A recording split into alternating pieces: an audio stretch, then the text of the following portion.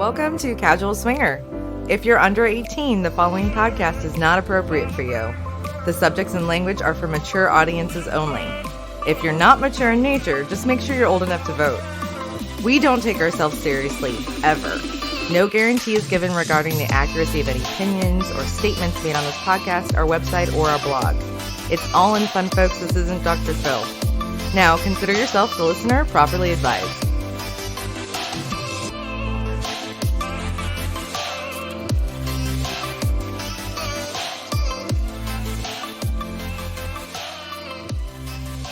Welcome, everybody, to another episode of Casual Swinger. My name's Mickey. And I'm Mallory. And we've got some good stuff. Well, you know what? One of these days, we're going to start one of these episodes going, God, this episode sucks. Just skip it. No, actually, this episode's good. Nah, I think it is too. We just finished an interview with one of the most badass ladies on the face of the planet, I think. I think so, too. And she's very unique. So Ieshai Bailey is a therapist, and not just any therapist. She's a sex therapist.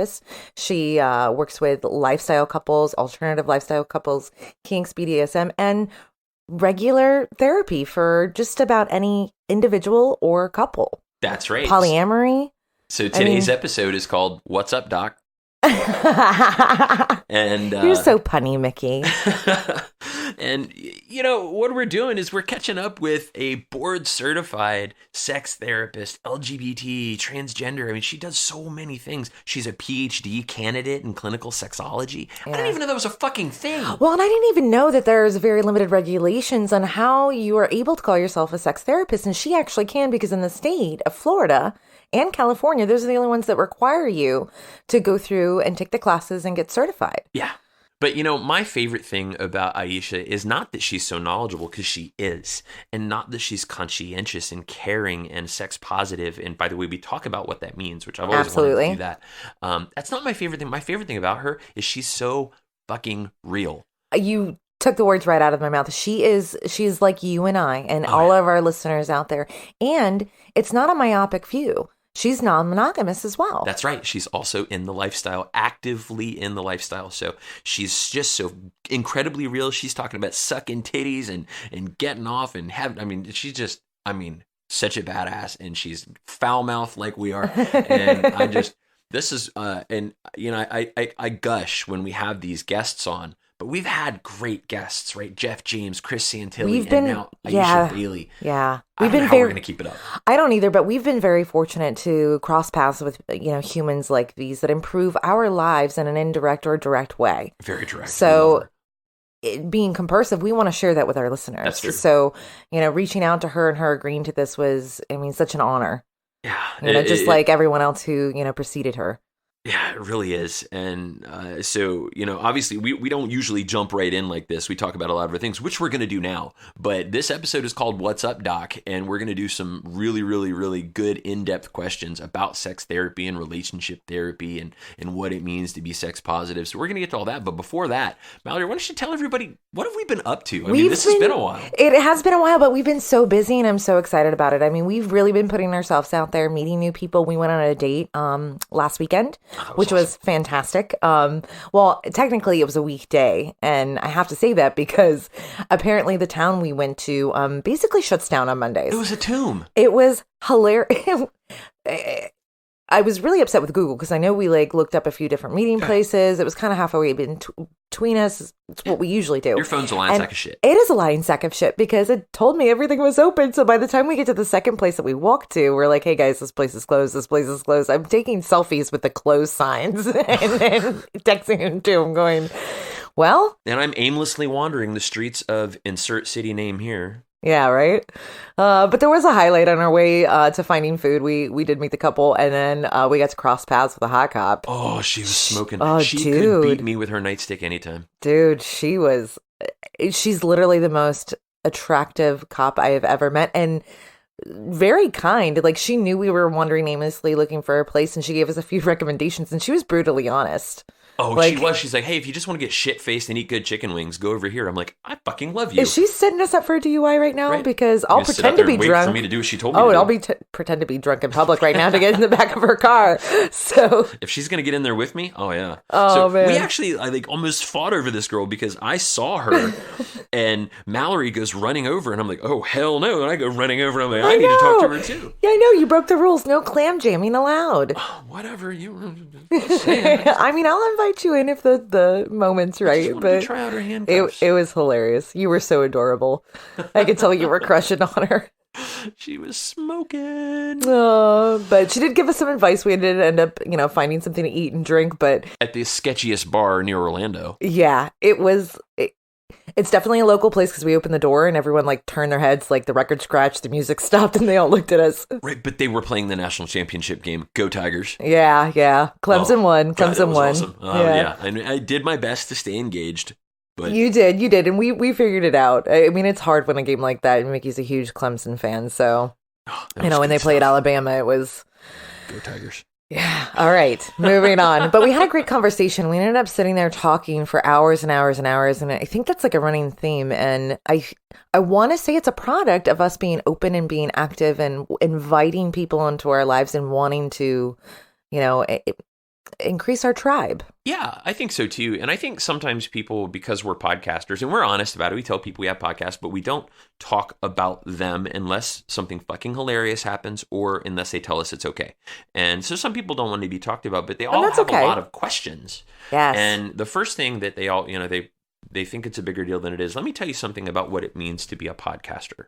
This is me and my wife, Mallory, sitting in a room by ourselves, talking to ourselves.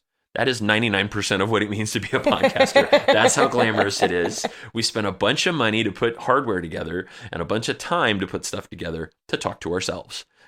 Well, it's talking to each other. And you know what? I think this is part of our quality time together as well. Yeah, it is. It is. And of I course, have a great it's quality time with all you guys. Yeah, and by the way, thanks for all the positive feedback. Oh, We've gotten a ton of messages lately, and I am just so humbled and so grateful, and I mean flabbergasted. Like I never imagined that the responsive or the positive responses and feedback would come in this way. No, I definitely didn't either. And so fun fact, we always release our episodes on Wednesdays. Yes. And this is a Friday, and we didn't release on Wednesday because we did record an episode. We did. But there was another episode for some good friends of ours that was out there that just, it was so deep and important, and it was on boundaries, which is what we were going to cover. And it just wasn't right, No, it almost felt disrespectful because ours was definitely a little, tongue-in-cheek, lighthearted. Ours was fun. And theirs was definitely deep and honest and raw and... Yeah, so we pulled that and we said we're just going to record again on Friday because I was in Vegas all week. And if you guys follow us on Twitter and Instagram, you know that I was out there. And it's kind of hard for us to record when I'm not here. The king lives. Anyone who saw our Twitter feed will know what I mean. Yeah, if you saw our Twitter feed, the king lives. But so we figured, you know what, we're just going to record again on Friday and we'll do something else. And to that extent, we got some huge love from our friends, the Swingers Down Under. C&D, which by the way, they use their names now. I don't know if I told you that, but their latest episode, they started using their names, Kate and Daryl. And they just gave us some mad love on Twitter, which resulted in probably the best week we've ever had in terms of people just giving us reviews, shout outs, reaching out on SLS, Cassidy, SDC, emails at podcast@casualswinger.com. They were just shooting messages all over the place, telling us what they thought of the show, which we love you for it. Absolutely love you. And so a little tidbit of information, Mickey handles a lot of the social media and the online stuff, where I do the immediate stuff, maybe chatting or direct messaging or responding to emails. And I got a bunch of messages and screenshots from him. So I saw everything that was coming through. I had a really, really rough week with my day job, like very, very rough.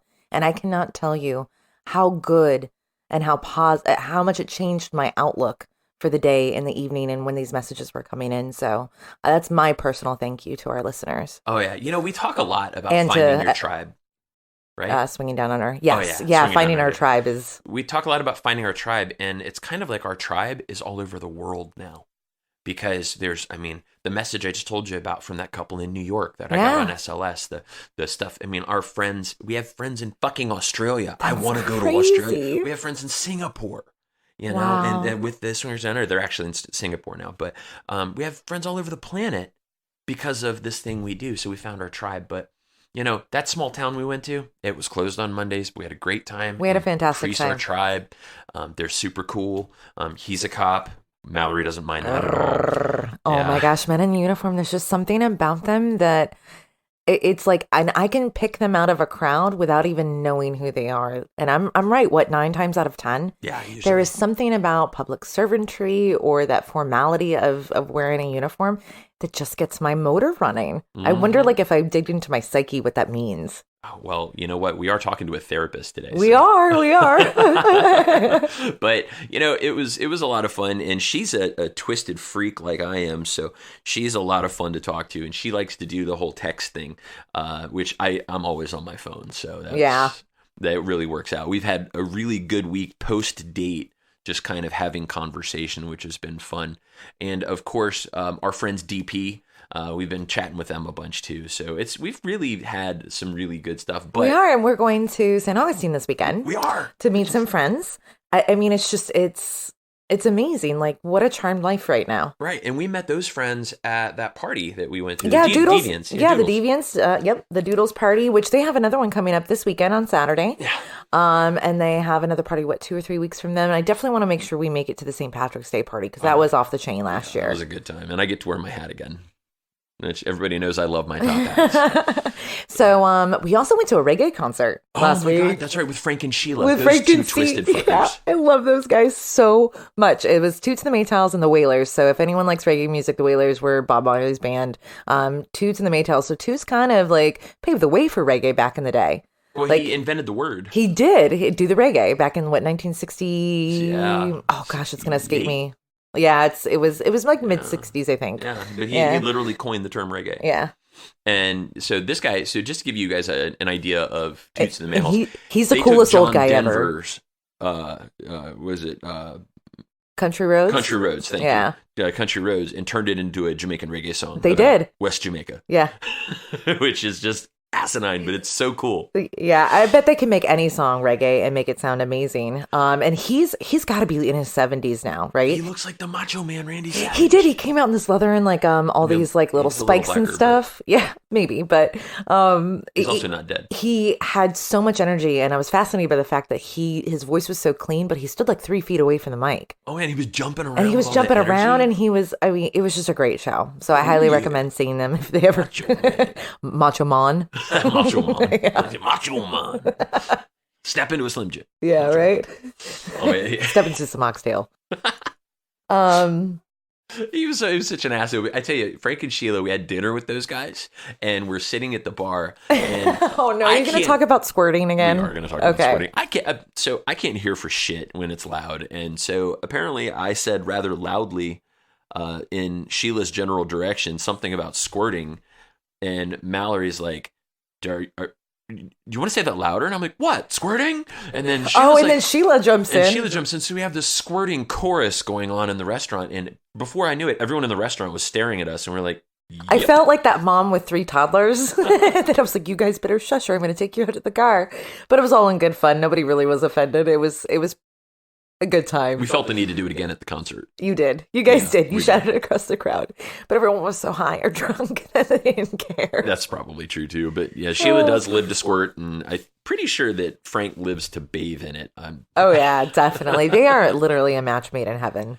They really have transcended kink, in my opinion. Like we've got some kinky fucking friends, but those guys, I mean, there's a video that keeps floating into our social media feed of Frank getting his nipples tased by Sheila. That's a great video. Only if you're a complete fucking sadist. It's like, I that thing hurts. I put it on my hand and I'm like, I will beat you to fucking death. It's essentially a lightly charged cattle prod or lighter charged cattle prod.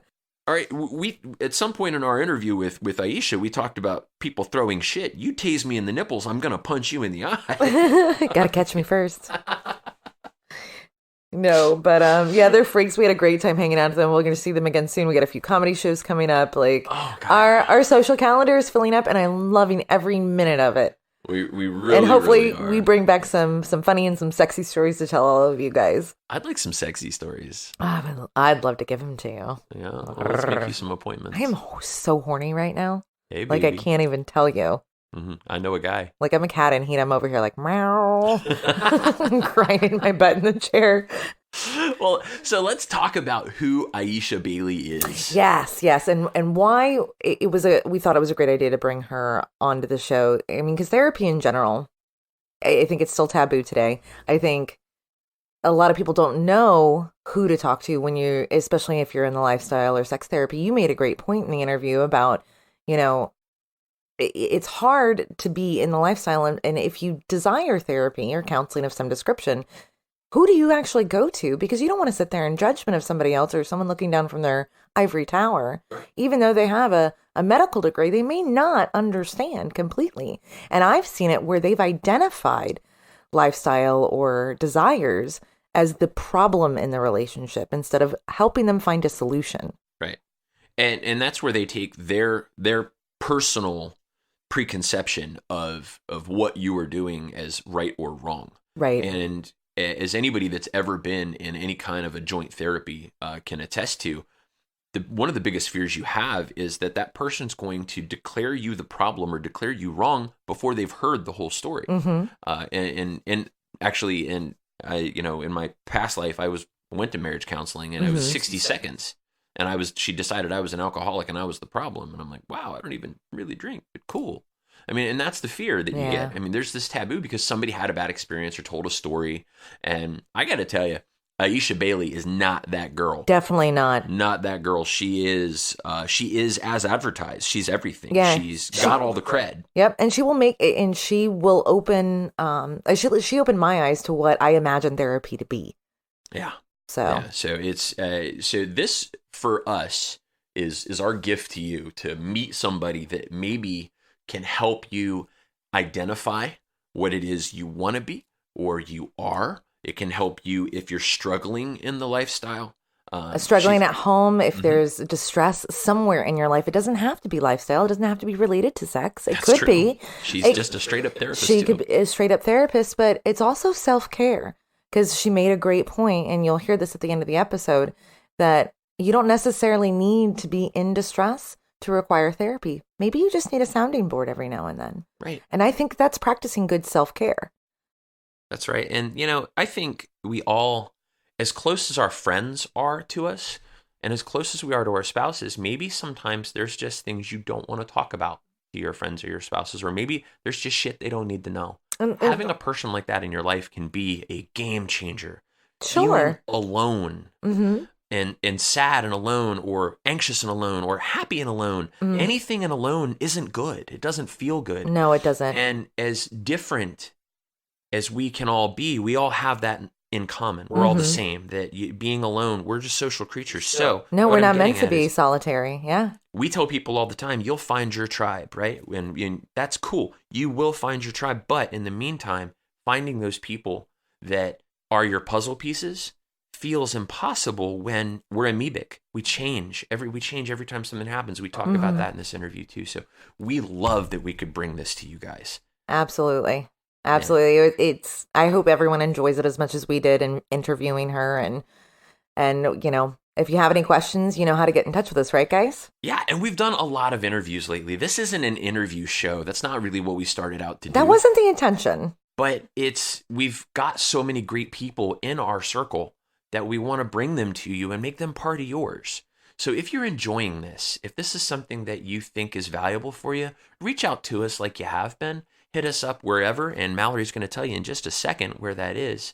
But reach out to us. Let us know what you think. Let us know what you're looking for, what you need, because we might just know a guy or a girl that can help you.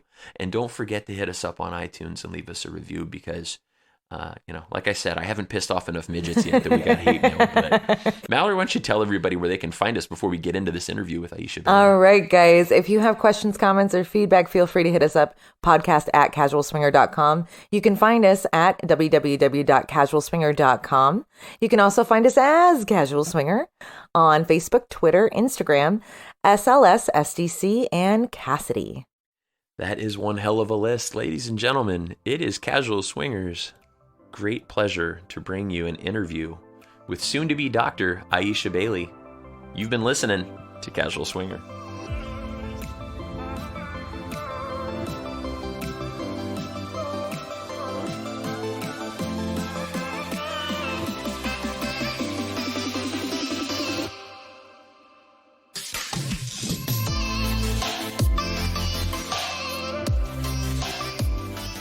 Welcome back to Casual Swinger. I'm Mallory. I'm Mickey. And we have a special episode for our listeners. Oh, yeah. This is going to be, I think we always have fun. We tell everybody how much fun this is going to be all the time, but... It is always fun. It is. And we have a really special guest today. So today we have a sex therapist on with us, somebody we're very fond of. Very fond of. So Ieshai Bailey, how are you? I'm good, guys. How are you? Oh, we're awesome. Wonderful. We're Welcome to the show. Yeah, right. Welcome, right, to Casual Swingers. So, have you ever done a lifestyle podcast before? I haven't did a lifestyle podcast. Many podcasts about sex and relationship, but this is my first, so I'm like a virgin to this thing. That's been a minute, hasn't it? We'll be gentle. I can't even remember the last time. Right. So what do we have here? We have a sex therapist who is a board certified sex therapist, transgender care therapist, alternative sexuality affirming therapist, and I understand a PhD candidate in clinical sexology. Is that right? Yes, it is. It's correct. I'm actually in the dissertation phase of my PhD, which is due for completion with actually the next 30 to 60 days. So I'm excited. Wow, congratulations. Thank you. That's absolutely crazy. So you really encompass all the facets of sexuality and what I think we call sex positivity is very popular among podcasters. Yes. So before we get started, there's one question that's not on our list today, and it's one we hadn't talked about, but we've talked about it a lot on our show, which is sex positivity. Mm-hmm. So before we get started, why don't you tell us what sex positivity is? So people know, because I think we all have an opinion on it. We all talk about it, but I'd love to hear a therapist's take on it. Yeah, so that's a good question. So sex positivity in a nutshell is looking at sex when we simplify it, right? And I use the KISS acronym. Keep it simple, stupid, right? So I love that. I'm stupid. Keep it simple, stupid. So KISS. So you kiss it. So sex positivity, all it is looking at sex in a very positive way. Sex is still, in our very sexualized culture, very taboo, especially when we're talking about LS relationships, kink, BDSM, polyamory, you name it. Anything that's quote unquote not common. So sex positivity is, I tell people, embracing who you are sexually, whether that's orientation, whether that's lifestyle interests, whether that's, hey, listen, I don't know what I like about sex. That's still being positive about it and not looking at sex in a very negative way. It's nasty. No one's into this. I shouldn't, quote unquote, be doing this. So sex positivity is just looking at sex in a very positive way, promoting it in a very positive way. And as a sex therapist, that is my number one thing that I love to do is talk about sex positivity. That is so cool. And I know me personally, anytime I'm having anything that even is kind of like sex, I'm in a pretty fucking good mood. So I'm as positive as I can be. I hear that. Right? Yes. So, I think that is really neat, and it sets a great tone for how we're going to talk about sex therapy today and sex today with our friend Ieshai. It's so cool that I can see you on the camera right now too. But you got all dolled up for me today. Yes, I did, with my red lips. Woohoo. So let's talk about you for a minute. Tell us about yourself, your background. How did you get into sex therapy? I mean, you could be, counseling old farts laying on a couch and making easy money. Why are you doing the hard stuff? Oh gosh, you know what? It's for me, it stemmed back to childhood. I grew up in a household very masculine dominant. My dad was a very pivotal person in my life. He actually started sex education with us very young. I, I remember as 3 years old, not him talking about birds and bees, but talking about what sex is. And sex feels good. And that was my dad. Sex feels good, but this is the reasons why you should wait. And as I got older, with each year came more and more information. And so I learned at a very early age that sex wasn't a nasty thing. It actually felt good, but I needed to wait because it came with a lot of responsibilities. And as I grew older, I was toying around with the idea of being an OBGYN. Always wanted to know I wanted to be a doctor, but it just didn't fit. I mean, I wanted to deliver babies, but I couldn't grasp looking at vaginas all day. So I was like, nah, that's not something I want to do. And I was like, no, that's not something I want to do. So I'm like, I'm have my hand inside of a woman's vagina and I'm not getting anything out of it. Like that just didn't feel to me. You know what I mean? So God bless OBGYNs, but it wasn't for me. So I decided, I was like, well, I'm good at relationships. I'm good about talking about sex. Could I do this? And at that time, I'm a Marine Corps vet. So I got out the military and I moved to Florida. And through my research, I found out that I had to actually go back to school in order to call myself a sex therapist because Florida is the only state that actually regulates sex therapy. And you have to take specific core classes in order to get your licensure in sex therapy. No way. Yeah. Yeah. Fascinating. I didn't know that. Yeah. Well, we had some therapists back in the 60s and 70s who decided that they wanted to fuck their clients. And so Tallahassee was like, oh, we're tired of getting sued. We're tired of, do no harm. That's our ethical thing, do no harm to clients. So they came up with the statutes and curriculum that we have to follow in order to call ourselves sex therapists. That is really interesting. So Florida is probably a pretty good place to find a sex therapist, right? Yeah, yeah. You know what? Florida and California. And if you go to Cali, you can find like San Francisco, San Diego. You can find a sex therapist probably on every corner. Well, and that you can find them in just about any geographic area. Like you, for instance, you could counsel anyone from Michigan, the Northwest, Texas, regardless of where you live, because there's an online platform. Correct. And overseas as well. I see a lot of clients in Hong Kong, Afghanistan, surprisingly, Ireland, Germany, New Zealand, you name it, all from all over. No way. Very interesting. So you counsel on a lot more than just sex, right? I do. I do. I do. Can you give us a little detail? Yeah, yeah. I think when people come to me, they see me as the sex therapist, right? Like I'm just going to come in and hand them a dildo and say, hey, let's sit down and let's talk. But it's not like, you know what I mean? Speak into the mic. It's like speaking to the mic. But it's not that. I deal with everything that a quote unquote another therapist would deal with: depression, anxiety, grief, loss. I'm also a licensed mental health counselor in the state of Florida and in Utah. So I deal with everything that someone will come into therapy for: work-related stress, loss of a child, loss of a marriage, you name it. So it's not just sex therapy that I deal with. So. Wow. That's heavy. I mean, that's a lot of responsibility. It is, but it's necessary. It really is necessary. If you think about it, how many sex therapists can you name? That's true. Very true.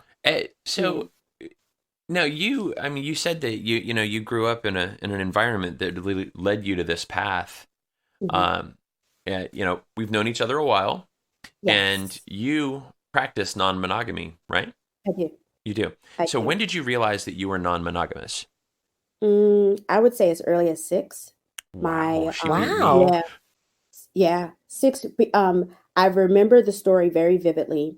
My mom and my dad at the time told me a story about going to like a disco, and their motto was, we get the first dance together, we get the last dance together, everything else is open. And I remember them talking to us about when they came home, there was this hot girl there. And my father was so turned on by her that my mom, when they got home, pretended to be her. And they end up, of course, fucking. And, Ideally. but she was, and this is my parents. And I remember being that age, and they said it in a way that I understood what it was. And I was like, you know what? That makes sense. I remember being that young and saying, it didn't make sense. I like more than one baby doll. I like more than one color. Do I have to have more than one friend?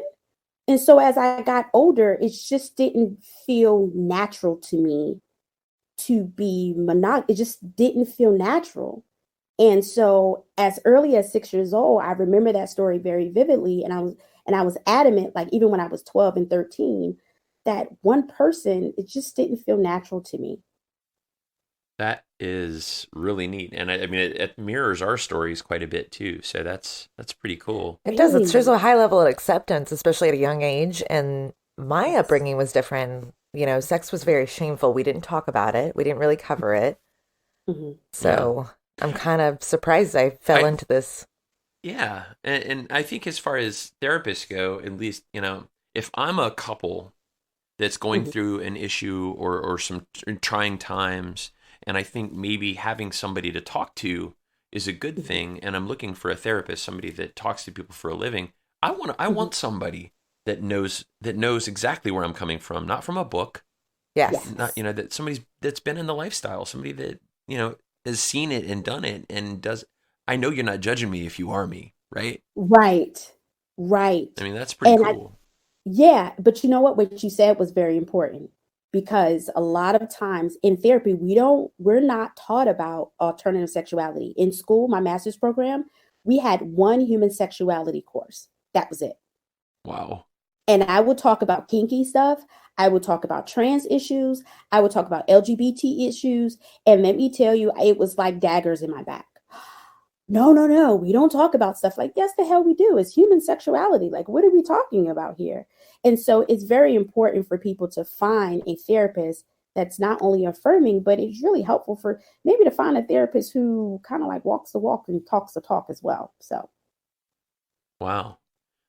That's something. And we're going to get into some of those other things that you cover, like LGBT and stuff here in a minute. But yeah, let's talk about it from a LS couple point of view real quick. Mm-hmm. In your sessions, you talk to many couples who are in the lifestyle. What are some of the issues those couples face that they should typically ask for advice or get counseled on?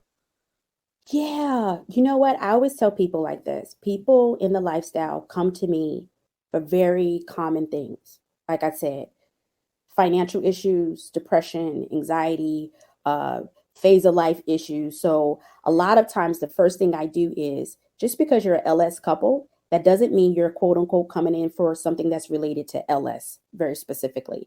And so I explore that first. Why are you guys coming in? Well, my mother died. Okay, well, let's talk about that. And sometimes we never talk about the LS stuff, but they feel comfortable because if it does come up, they know they can talk to me about that. So, but if it's dealing with LS stuff, we talk about consent, we talk about boundaries, we talk about pacing, having change of life issues. We were single couple, now we have a baby on the way. Ooh, mother-in-law want to move into my house. Ooh, how do we navigate that? So we talk about a lot of that stuff. No offense to any of the mother-in-laws, but I don't know about you guys, but yeah. I've got a mother-in-law suite I'm digging out back in the yard. Okay. Hilarious. Yeah. So yeah, they come to me for a variety of issues. And with those people that come to you, I mean, obviously they want somebody they can feel comfortable with, and I think it is very common, right, to just diarrhea of the mouth. Like once you sit down and get comfortable talking to somebody, God knows what's going to come out of your mouth. Yeah, it's like throwing noodles at the wall. Mm-hmm. Mm-hmm. So it's pretty cool that you can do that. And Do you think, and so that's interesting that you said that, just because they come here and they are LS, that doesn't mean that we talk LS.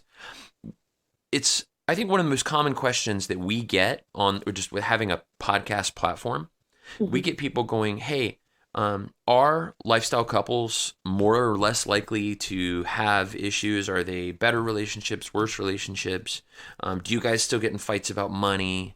We're just like everybody else. We have the exact same bullshit problems that everybody else has. So it's kind of good to hear that you end up counseling them on the same bullshit. Absolutely. And that's a good thing to point out. Like, people are healthy, are they not? Do they go through the same shit? Absolutely, they're humans. I'm not counseling rabbits or rats. These are human beings with real life things. You know what I mean? Right. So it's amazing that still today people think that just because you're LS, that your problems are different than anyone else. Like, right. That doesn't even make any sense. No, it doesn't. But since everybody asks us that question and you're here with us, and we're kind of covering a lot of things today. I mean, I do have like this fantasy in my head. Well, I got a few of them. You look really good today. But I've got this fantasy in my head that we'll when we get together another time, we'll talk one subject. We'll just talk about something like consent, or we'll talk something about, etiquette and things like that. But today we're going to be all over the board. So since people ask us this question, in your experience, are lifestyle relationships more or less healthy than vanillas? And what are some things to keep in mind as a lifestyle couple to keep it that way? How do you stay healthy? Damn, you guys are brutal. Like, you guys are hard with the questions today, but I love them. Damn, Mickey and Mallory, this is okay. So I would say from my experience, I have learned LS couples can be more healthy simply because they practice the number one thing that I like to teach, which is open communication. When you look at vanilla couples, it is okay for them to be unfaithful, but it's not okay for them to talk about wants, needs, desires, wanting other people. LS couples have it down. We have to be open. We have to talk about certain things, because if not, this doesn't work. So I find that LS couples from the beginning, when done in a very healthy way, have the number one thing that vanilla couples just don't openly practice, and that is open communication. And that is very, very important for any type of relationship. Number two, how do they keep it healthy? Going back to the basics. Number one, I don't recommend you just, a lot of people I've seen since the 50 Shades of Grey boom, that they just want to do all kinky stuff and they want to be open, and my marriage is failing, so I want to open it up. And slow down. What are some of the reasons why you want to be LS? Is this how you behave, or is this an orientation, right? Like for us, we knew at a very young age, this monogamy just doesn't make any fucking sense. No. But for some people, you know what I mean? Like, it just doesn't make any sense. And if we look at sex in history, we will understand how monogamy was taught to us. It's not the natural order of things. We are naturally polyamorous individuals as a human species. If not, it would be two fucking people on the planet, and both of us would be related. Right. You know what I mean? Welcome to West Virginia. Yeah. Well, my dad is from West Virginia. Sorry, Dad. Oh, you get that. Good job, Mickey. Sorry, Dad. See if I can hit any other right out of the park today. Exactly. But yeah, so we talk about open communications, and LS couples, I always hype them up because I love the way they communicate. I love the jealousy is another thing, right?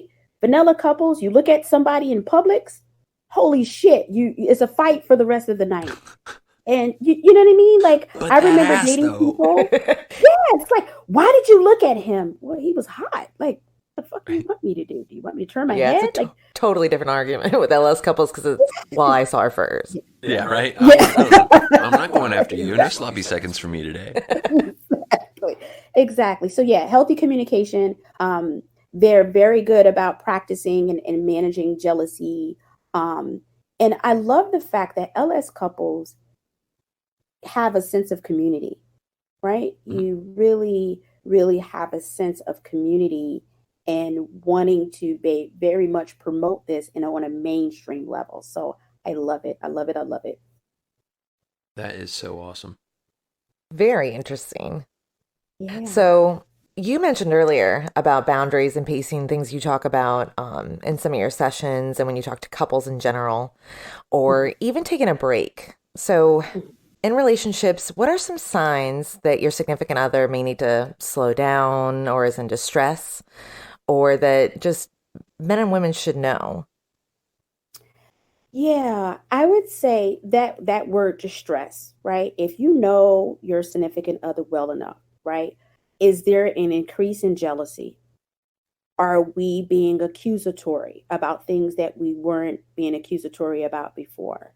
But also looking at what are the underlying reasons. A lot of times we like to deal with fluff in therapy. Mm-hmm. Oh, I would, but it sometimes it has nothing to do with the dynamic, but everything to do with what's going on. We have financial issues, and I'm upset about that. And we were with so and so couple the other day, and I just blew up, right?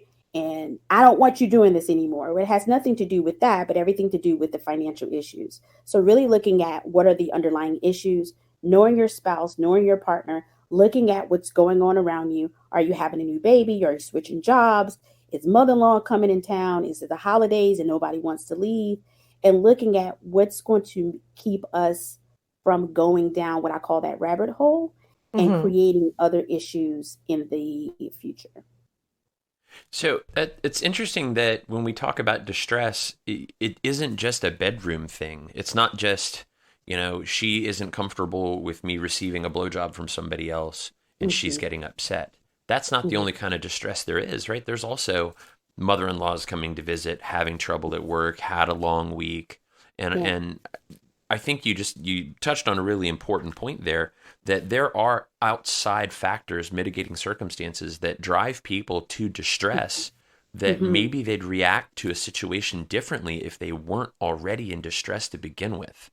And it's our job as a partner to understand that and address that and maybe pump the brakes, dial it back a little bit, and not be, super lifestyler when they need the attention from us in the first place. Absolutely. Absolutely. And I think it's important to point out because a lot of time the myth is it has something to do with, like you said, receiving a blowjob or me. Oh, you sucked her titties last night. You never sucked my titties. Well, what's the underlying reasons for that? Is it I just finished I've seen women, I've just finished nursing and my breasts don't look the same anymore. Or even men where she gives more attention to the baby and not towards me. And then she allowed Joe to suck on her tits, but I can't. And that made me feel as if she didn't want me. Well, we need to go back to what the underlying issues is and talk about how the baby changed everything. So I think a lot of times with outside people looking in, they want to put it all on the LS relationship, right? LS dynamic is because you're jealous but there's other factors that come into play as well. Well, and I think now I have been married and divorced, so I did it really wrong once and then did it really right once. And one of the things that I'm really fond of is as relationships mature, they change. And you have to find a way to reconnect with your partner as your relationship changes. So, for example, we moved to Florida. And when we moved to Florida, our lives changed. And the way we interacted changed, the way we spent time together changed, the way we spent time with our kids changed. And as a couple and as a lifestyle couple individually, we had to reconnect. We had to find ways to do things. One of those ways is right here, Casual Swinger. I mean, that's a way that we chose to connect and participate together and bond. And I think it's important for couples to do that. When you add a baby, when you add a partner or partners, you have to stay connected. Yeah, you have to reach out to each other and find that baseline, right? Yeah. Now, of course, Ieshai, this is a great time for you to go, Mickey, you're full of shit and you're wrong. I was thinking it in my head, but I didn't want to say it. But no, you say it, girl. Absolutely right. Mickey, it's all about intimacy. And intimacy is broken down into me, I see. And so if you break it down that way, intimacy is this podcast, which let me tell your audience is so freaking needed. It's ridiculous. So I love you guys for creating this platform. It is really, really so neat, not only for LS dynamics, but for vanilla people as well. It's funny. We have quite a few listeners that are vanilla and they just listen in because it's fascinating to them. It's like going to the zoo. Yeah. Oh, look at the Ellis couple over there. Wow, they have stripes. Yes. Well, so let's talk about that fun stuff for a minute. You just talked about sucking titties, and I'm over here going, I love titties. But Yeah. the lifestyle can be a real big catalyst for a spice in a sex life and reigniting and reconnecting and like, hey, let's do this crazy thing. Tell us some of the ways that couples can gradually explore their boundaries together, because we just talked about boundaries in Mallory's question, but how do you think that expanding boundaries and pushing boundaries together can help people stoke a fire in their relationship? Oh, yes, good one. It's imagine a world be completely uninhibited. You don't have to lie. You don't have to hide. You can, with the one you love, explore a world where everything that's wrapped up in your head could come to life. I'm just getting hot and bothered just like thinking about it, right? Like just thinking about looking at look at his face.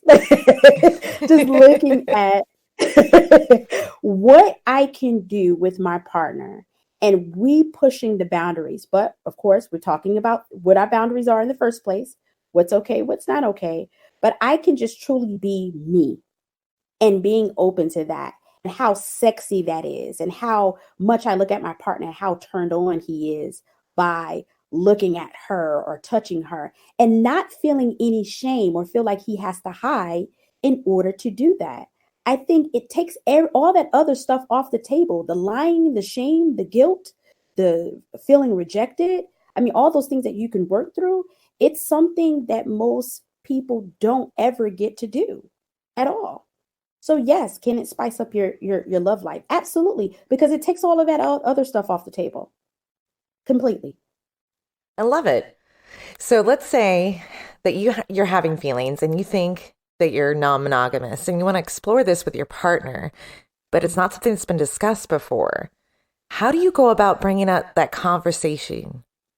Mm.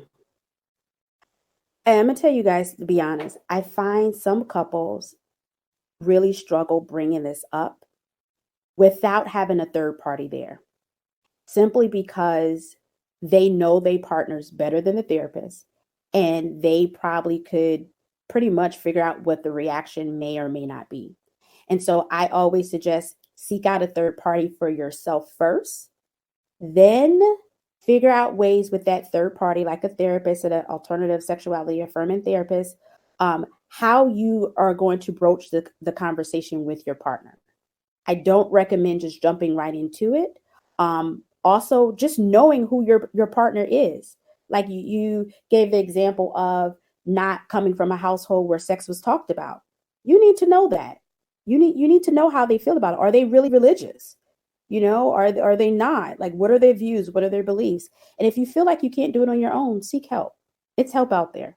I think that's great advice because we've seen, at least in our experience, we get messages from our listeners and in conversations with, vanilla couples. There seems to be a one side that would like to have the conversation, but there's this innate fear that if they bring it up, there's no going back. What will they think of me? Will this ruin my relationship if I even bring it up? And Yes. it's hard to advise them because we're on the other side of that. Mm-hmm. Mm-hmm. Mm-hmm. Yeah, so there's another there's a lot of other podcasts in the lifestyle right now, by the way. There's like 100 of them. But just this week, some friends of ours, Jay and Angie with the Average Swingers, they do this thing where he and his buddy Brandon just get together and just bullshit, and they call it AS Bull because it's a bunch of bullshit. But they were talking about this exact subject, how to introduce your partner to the lifestyle. And Jay actually had some pretty good advice. He said, don't talk about the lifestyle. He said, just talk about sex. And be open and communicate about sex. And then as your fantasies evolve and you talk about them, you can bring it up in kind of pieces that way. But if you just walk up and go, hey, I think we should be in the lifestyle, it's probably not going to end well for you. I happen to be the one in a billion and that worked out okay for it. But... Right. That is great advice. That is actually great advice. Yeah, it was really good. I was impressed with it. It makes sense. It's like going from crawling to running, right? There's a progression. Right. Yeah, so that Jay gets credit for that one. That was really good. Shout out to Jay. Yeah. Yeah, right. Go Jay. So So we talked about that the lifestyle can stoke a fire in the relationship and expanding boundaries, and it can get hot, and it can help you reconnect because it can. Yes. And I would say those are some of the answers to the question I'm about to ask you, but there's also a flip side. So what are the best reasons that a couple should be in the lifestyle, and what are the worst ones? I'll start with the worst, right? Because I like to go to negative to positive. Mm-hmm. We want to fix our marriage. Horrible freaking reason for you to want to get in the lifestyle. We think if we get into the lifestyle, this is going to fix every issue in our marriage and everything is going to be okay. I would tell listeners now, if you try to come to me with that, I am not going to recommend you doing that.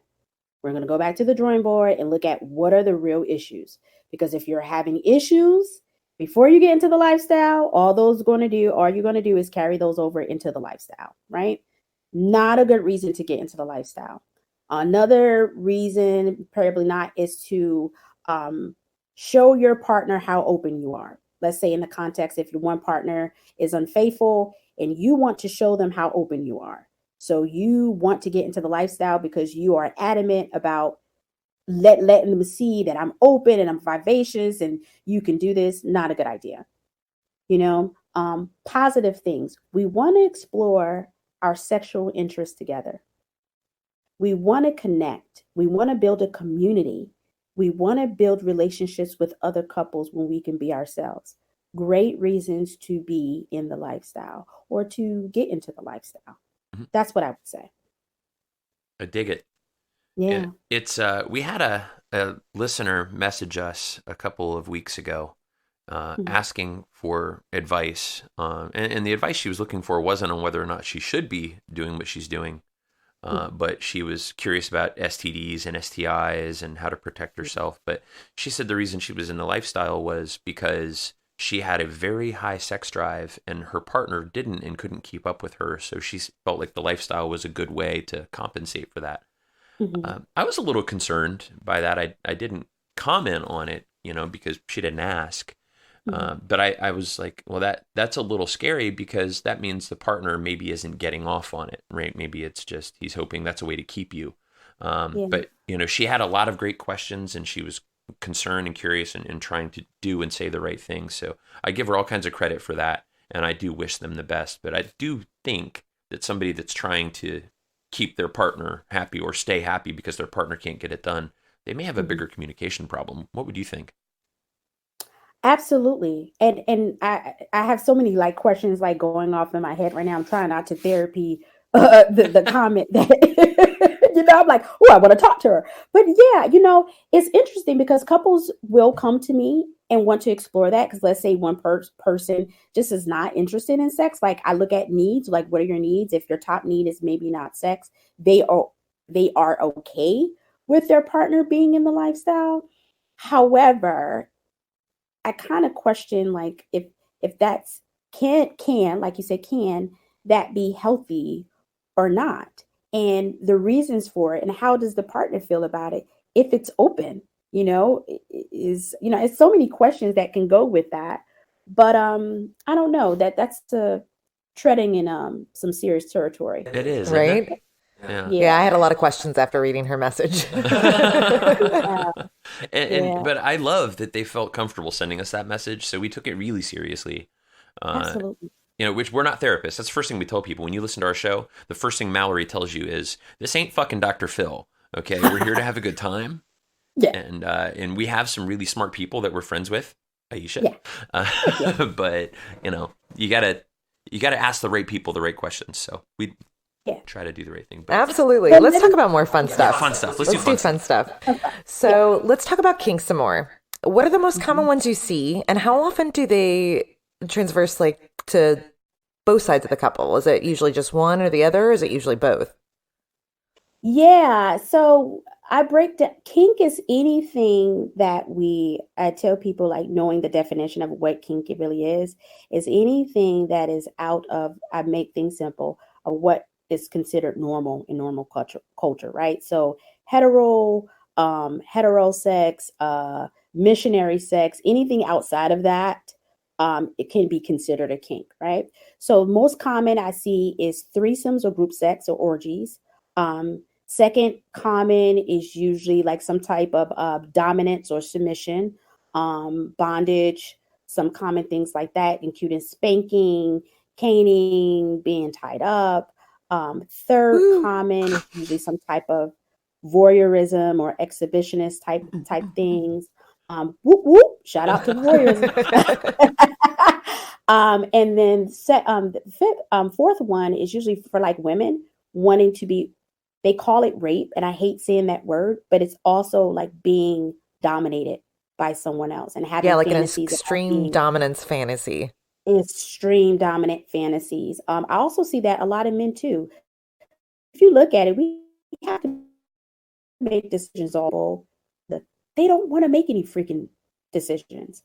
But it's known that the submissive have all the power, right? We think the dominant, but it's like, a great way for me to relinquish my control by giving it to someone else.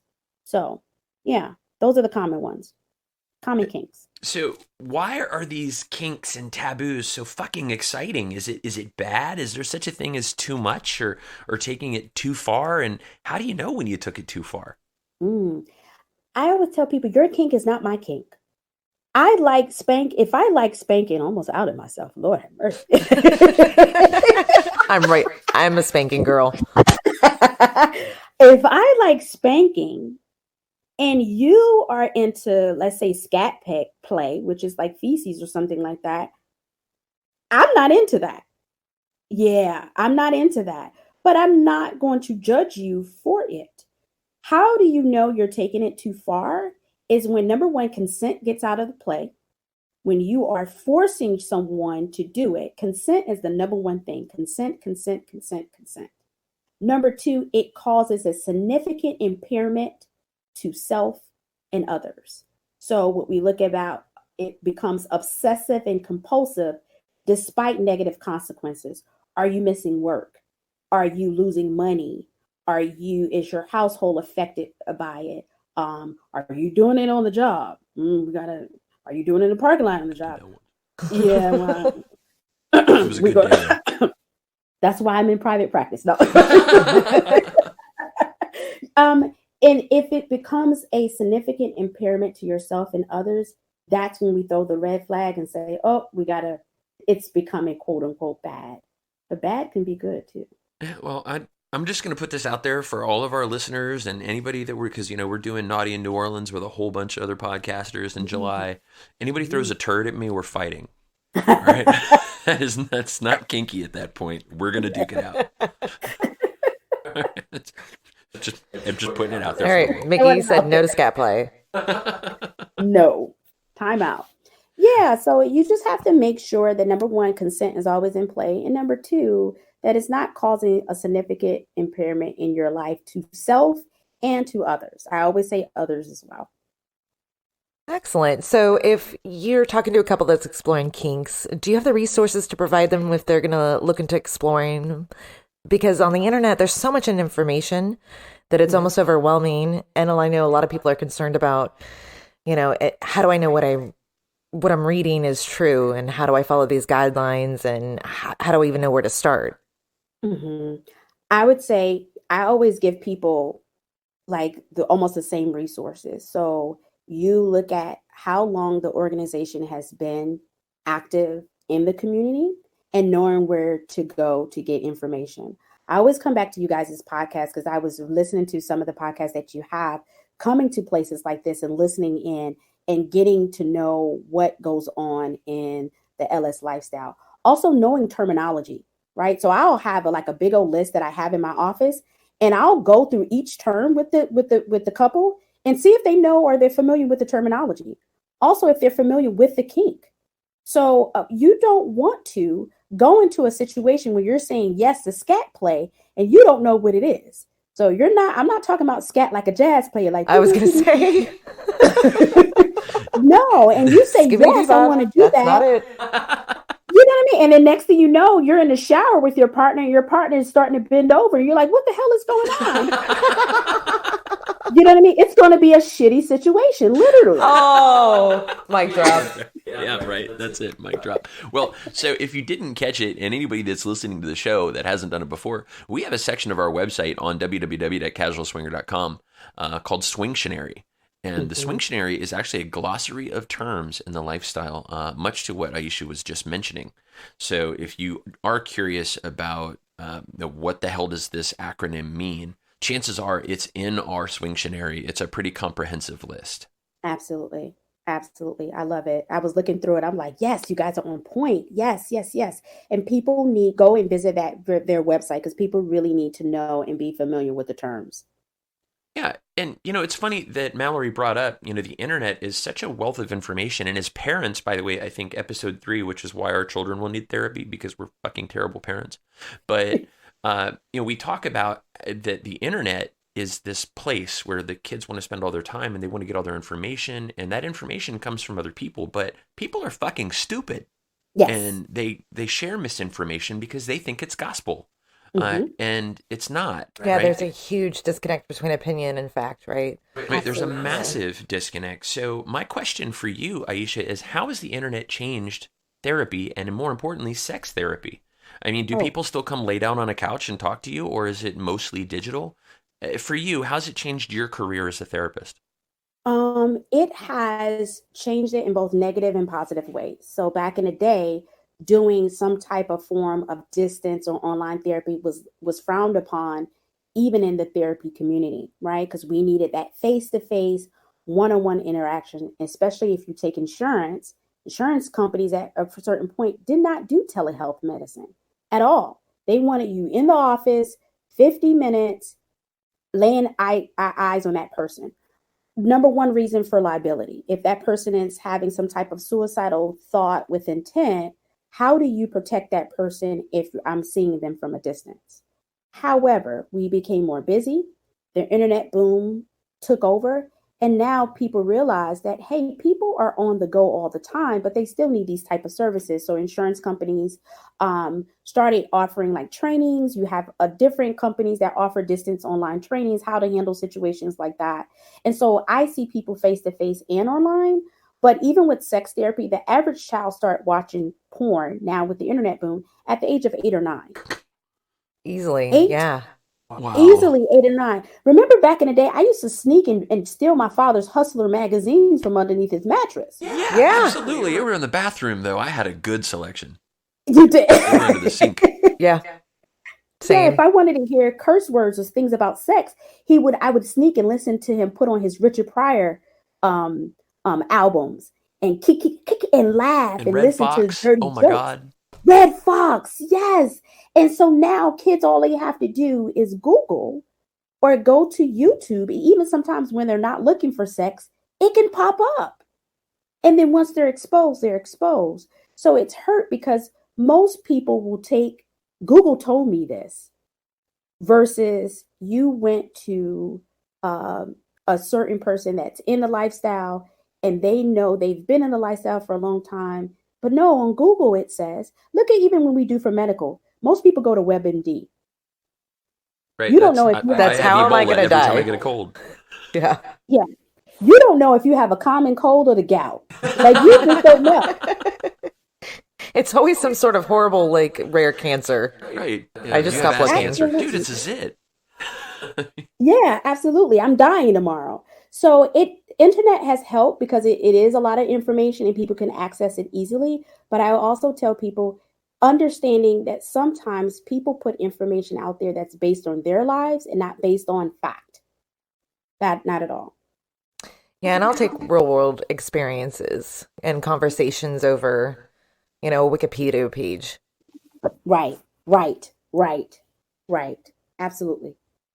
So one more on the lifestyle in general. I personally, and I've had this conversation quite a bit amongst our lifestyle friends lately. I think that lifestyle is the next frontier in alternative lifestyles. It's the one that really hasn't been addressed, even though it has. It's like that dirty secret where we see television shows back in the early 2000s, Swingtown on network television. Right? Yeah. And we have the MTV with a swing television show and Paleo TV and all these other things. So it kind of I don't think social acceptance is that far off. No. We're more mainstream than ever, but there's still people who are hell-bent on nobody knowing. Oh my God, if anybody were ever to find out. What do you see in the near future for lifestyle couples in terms of social awareness? I see a big boom of acceptance. Even as I look at my father's generation, my generation in the 80s, going forward, most people are they're coming into therapy more and asking about it. I've seen a shift into that. It's not just depression, anxiety. I've had these thoughts. I've considered opening up my relationship. Well, I'm non-monogamous. I just can't tell my partner that. So I've seen a huge shift, in which I think it's great, and it's going more mainstream, but we still have a lot of work to do, right? We still have to take into account the religious, the political, the social implications that comes with it, that we're still combating. That this is wrong. This is you guys are weird, things of that nature. And I think as we promote more acceptance of sex positivity and helping people with guilt and shame, oh, it's going to be a boom. Absolutely, a boom. So a very real thing in the world over the last 15 years, 20 years has been that someone discovers during the course of their relationship that maybe that they're gay or lesbian, and that they're in a heterosexual relationship, and I'm not this. And that leads to the end of that relationship. Eventually they say, I have to be me, and I have to bring this relationship to an end. Yeah. What happens to somebody that says, I'm non-monogamous? I think I really need to be in a lifestyle relationship. Is it the same? I would say yes, because we have that fear of an ending. But I would say sometimes I've seen where couples go, or the other partner goes, well, I've always known this. Or, baby, I want you to be happy. I don't know what this means for us, but I'm willing to work through it. So a lot of times we talk about the negative stuff. Sometimes I've seen very supporting and positive partners who say, honey, I just want you to be happy. And so if we look at it as just an ending, we look at it as a closing of a non-truth and the opening of living your life very truthfully. My motto for my practice is be how you desire to be. That's you being how you desire to be, not with your partner, not with your family.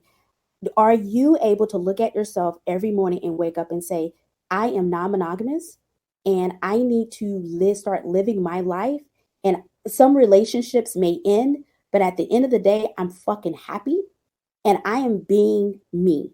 And I can no longer lie anymore just to save face for a relationship or life. Now, I'm not going to say it's not going to be easy. It's going to be all peaches and cream.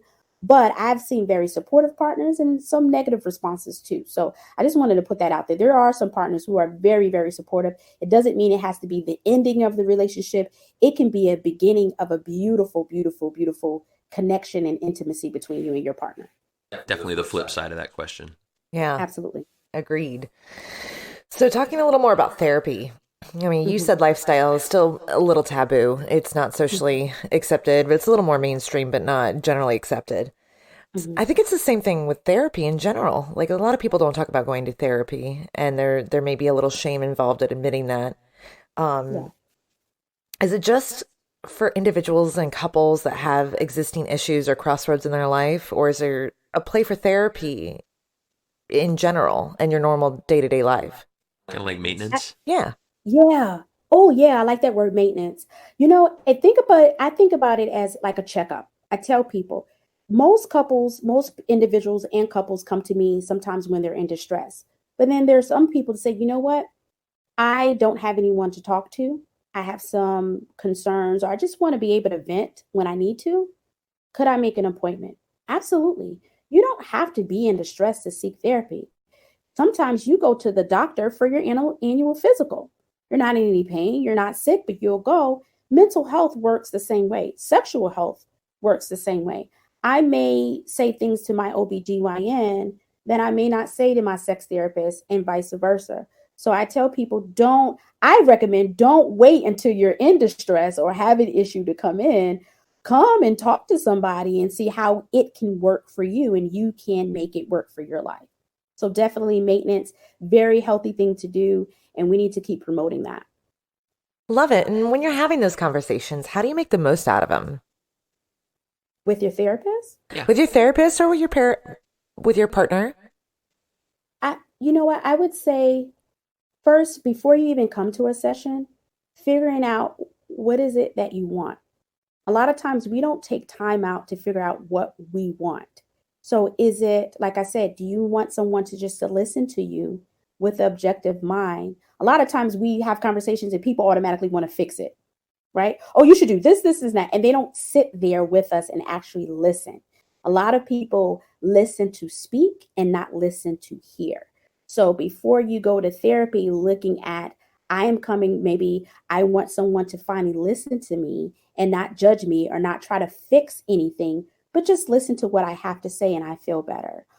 Getting the most, knowing who you pick. So if you sit down with a therapist and you don't feel like you have a good rapport with them, you do not have to stay with that therapist. You can go and seek someone else, 5 or 6 therapists until you see that you have the right one that is going to be good for your own life. Same thing, I wouldn't pick a OBGYN for cardiac issues. Not going to happen. Right. That makes sense. You know what I mean? So, and I think that that's a really interesting way of looking at it, because nobody seems to have any issue with telling people they went to the dentist. Nobody Yes. seems to have any issue with telling people they went to get a massage, Yes. unless they went to the Jack Shack, but I mean, then they might not mention it, but hey, I was at the Steam and Cream. It was great. Check it I out. don't know. We know a few people that totally admit to that. That's true. What's up, Frank? Yeah, Frank loves him, the Jack Shack. Oh, wow. But Frank and Sheila are a hoot, though. You'd love them. But Oh. we talk about getting the most out of a conversation, and I think the most important thing that I do to get the most out of my conversations with my wife is be honest. Yes. And I've done that since the beginning. I was honest about who I was. I was honest about where I like to party. When we talked about Hito, and I'm just honest. And if it ends badly, well, at least it ended badly and honestly instead of badly and disingenuously. And I would say, in talking to you, not telling you the truth will not help you get to an honest conclusion. Absolutely. But we also have to think about why people come into therapy and don't tell the truth. And let's call it out. There are a lot of therapists, a lot of people in the mental health field who will quickly judge people in the LS dynamic. So how can I be honest and truthful when I'm looking at your background and I may not know how to search for an affirming therapist? It's very hard for me to be honest when I'm looking and maybe even your facial expressions is showing me or telling me that I can't do that. A lot of times it's not even spoken. It's the nonverbal clues, which is the number one component of communication, that it automatically shuts me down. It So does. I You almost love that. receive those subconsciously, right? Absolutely. Oh, I can feel it when I come into the room Right. with the person. I don't know about you guys. I Well, can feel it. I can imagine. I mean, if I were looking for a therapist, I would want somebody. First thing I'd like, okay, somebody that won't judge my ass, right? Exactly. I mean, that's because God forbid, you walk in to see some 80-year-old woman looking down her spectacles at you going, Well, I've identified the problem. right, You guys the are problem doing is this you wrong. need church. Yeah, exactly. You're going to pray the LS away. Pray the horny away. We can do it. Yeah, All right. you So can do it. we are coming up on our hour here, and I want to make sure that all of our listeners know how to reach you, because I think you're out of this fucking world. You are super cool. I mean, you have a perspective like nobody I know, and I want them to be able to reach you. So do me a favor and give yourself a shameless plug. How can people find you? What are the best ways? If there's insurance carriers you work with, platforms you're on, this is your opportunity to shamelessly promote yourself. Awesome. Number one thing, if you want to reach out to me, you can visit my website. It's www.BeHowYou.com. That's BHOWYOU.com. You can visit me on Instagram at sextherapist_Ish. I'm also going to be doing some sex workshops coming up by my infamous partner in crime. I love this guy to death. His name is Tony Barnes with Tony Barnes Productions, who's going to be helping me with all my events. So you can reach him at Tony Barnes Productions, or you can call me. My number is 904-738-3506. I do take texts. Stay tuned to what's coming up next. Also, if you're looking for therapy, you can reach me on my website. I'm also provided with Live Health Online, where I do telemental health with individuals. So you can go to www.livehealthonline.com. That's how you reach me. Awesome. I'm going to put all of that information, and I'm going to have to go back and listen to it again so I can get it all right, but I'm going to put it all in the show notes, and I will also put a link to Miss Ieshai Bailey in our friends list on casualswinger.com. So I'll have to make you a banner if you don't have one already, but... Yeah, thank you. Make me one. I need a sexy one, though. Oh. Sexy one? Hey, baby. Yeah, sexy one, please. Just use your picture right here. Hey. Don't give me give me a sexy one. All right, so it's very difficult to put into words the type of effort that goes into what you do and being able to sleep at night knowing the things you know about people, but for you to make the time to come spend time with us and talk to our listeners, because there are people out there that are fearful of therapy and that don't know how to have these conversations, and to just hear you talking about it, maybe they'll get more comfortable with you, maybe they'll get more comfortable with the idea of therapy. But I think it's super cool, and we really appreciate it. Absolutely. Thank you. Mickey and Mallory, it's been my pleasure. I hope to see you guys again. Thank you for this wonderful opportunity. I really appreciate you guys. Oh, very much so. And you got to get your sweet ass back to Hito, because you haven't been. I know. I need to come. So we'll get that done. But ladies and gentlemen, this has been an interview with Miss Ieshai Bailey, soon to be Dr. Ieshai Bailey, with all kinds of good stuff going on in her world. We hope to have her back here again soon. We hope you enjoyed it. We'll be back right after the break. You've been listening to Casual Swinger.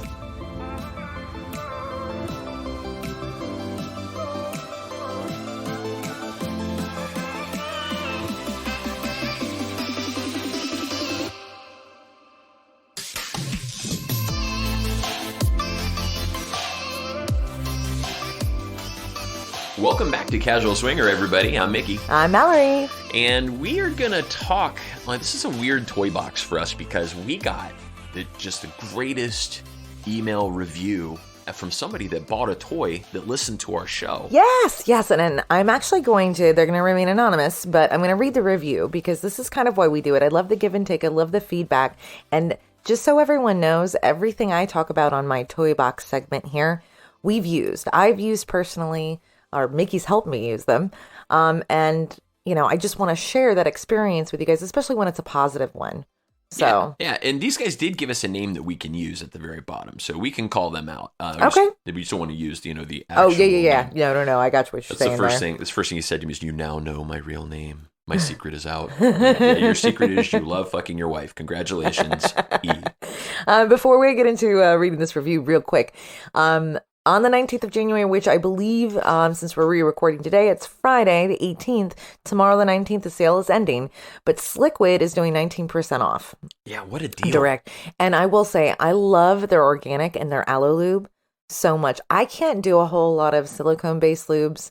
They just don't vibe with my body very well. I end up with some after effects that include like dryness, irritation, stuff like that. Stuff that's not sexy. Mm-hmm. And the Sliquid is like magic. There's not a whole lot of residue. It doesn't, dry me out, and it feels nice and natural without being too heavy. Well, and you like the aloe-based stuff, like when we go to Hito and we get it on 3 times a day for 7 days in a row. Yeah, because it's got that natural healing element, and I believe every time I found a lube that has an aloe component or an aloe base to it, which are usually water-based, I believe, it feels more natural to me, and they don't have like a fragrance to them. No, but they're really good for sex, but not necessarily good for like hand jobs and stuff, because it does get sticky. It does. I mean, because, heat and physics and all that, it'll dry out pretty quickly. But if you were going to give a hand job, what would you use? Coconut oil. All the way liquid coconut oil. I mean, we literally keep it in a pump bottle next to the bed. Hell yeah. Yeah, so just a little tidbit of information out there. If you guys want to save a few bucks, go to sliquid.com. Yeah. And you can order it direct from the site, and they'll give you 19% off. Yeah, that's just fantastic. And by the way, just as a reminder for everybody, we're not sponsored by anyone. Nope. We don't get any free shit. Nope. I just ordered a couple bottles, so I've saved myself some money. So I figured, hey, why not? If Casual Swinger talks about it, it's because we use it, and it gets Mallory off. Right on. I just talked about us in the third person. I have officially become that guy. You're that guy. So get to this review from All Ian K, right. because this is yeah, badass. this is Ian K out of Detroit. So we talked about the Crave necklace, which is a wearable vibrator of, about a month ago? Mm-hmm. So our Crave review by Ian K. My husband surprised me with a Crave for Christmas. I was not super thrilled about it, to be honest. He heard many people rave about it, so we gave it a chance. I really expected not to like it at all. I've never been one for a ton of direct clitoral stimulation, which I've heard pretty frequently myself. You know, it's usually love or hate relationship. If I had saw this first, I would have kept on scrolling past it, but I did give it a chance. The time came to try it. My very first impression was astonishment of the power such a small little toy can deliver. Folks, I'm telling you, it will blow your mind because you don't think it owns that much power. Seriously, it feels jet-powered, even on the lowest setting. Like anything new, I had to explore to find my pleasure, and I found it. A few times, over and over again, I loved my husband rubbing around my clit with it. Around and around and around again. We have had some great play with it. With great power comes great responsibility, she says. Of all the reviews that I have read, the Crave needs to be kept charged. Otherwise, the battery will die. That's true. It's got about a 40 to 60 minute life, and then it's USB rechargeable. I don't exactly have a hidden place to keep it charged away from kids. I place the charger responsibility to my husband. It's a fair exchange since I do all the laundry, right? The other side effect of so much power is the warming sensation from the Crave. Actually, it had a delightful effect for me, a bonus in winter. Fuck yeah, Detroit's cold. Yeah, it is. And I actually found that there are vibrators out there, and we'll talk about them in another segment of Mallory's Toybox here. But the warming effect does give an added sensation, at least for me personally. So I think it's cool that she mentioned that. So a couple quick pros and cons that Ian K left for this. Pros, it's compact, powerful, and warms up with use. Couple of the cons. Must be charged on a regular basis. This is true. It does have a short battery life because it is small and compact. It's external use only. Yes, not submersible, not waterproof, it's splash proof, but it's not insertable. And you can see why. That thing could get lost up in there. Oh, yeah, it's tiny. It's a fashion accessory that can make you come. So I should have mentioned this con in our review. This is the last one. The vibrations can cause numbing sensations in your hand. That little fucker is so powerful. And you're using your fingertips to hold it for the most part, right? To kind of rub and circle and migrate. But it does. Your fingertips will go numb. I have dropped that so many times trying to use it, like standing up. That little thing has been such a source of joy. It is, and it's for the most part discreet. If you know what it is, it's. If you know, you know. Yeah, if you know, you know. But I can wear it like a piece of jewelry. I got a little extender for it too, so I could wear it like a long. I can't think of the type of necklace name, but opera length. Oh yeah, necklace. Yeah. Yeah. Well, I mean, every time you walk past our 20. Almost 22-year-old, she goes fucking swingers. Yeah. Which is when Mallory's wearing the necklace, but so it's funny we talk about this, and I know obviously we threw you guys the deal on Sliquid because we think that's a pretty good thing, and we talk about the Crave, which we love, and that's one of a whole lot of toys. I mean, your toy box is impressive. I am a connoisseur of fine sex toys, and that doesn't mean that they're all expensive. It just means that I've invested a lot of time and money in my solo and dual or active play pleasure. And if I can share and give you guys some great tips, or I'm more than happy to. But I do have bags and boxes and stashes And sometimes, I mean, as a guy, I look at him and I'm mystified. I'm like, I don't know how you're going to use that, but I can't wait. And you're like, you're not going to see it. Here's the thought. I would love someone to give me feedback on this. Women of the world out there. I've had many sex toys that I like well enough, but I have my favorites. What do I do with those?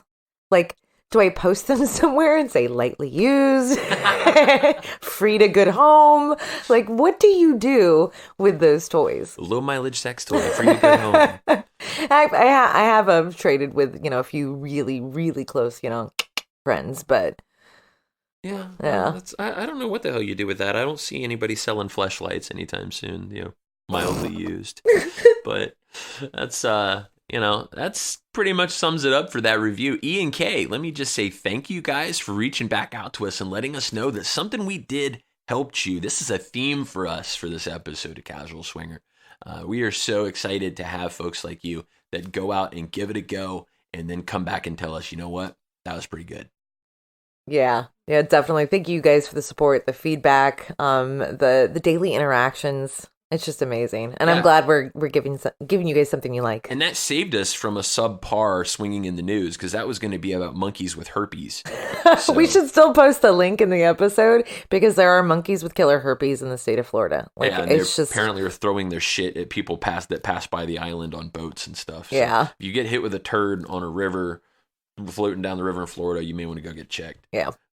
I can't believe I just said that on the air, but it's true. Yeah. So, monkeys throwing shit with herpes. Yes. In Florida. Yes. Swinging from trees. Yes. That does it for us, folks. We'll see you again in a couple of weeks, but until then, you've been listening to Casual Swinger.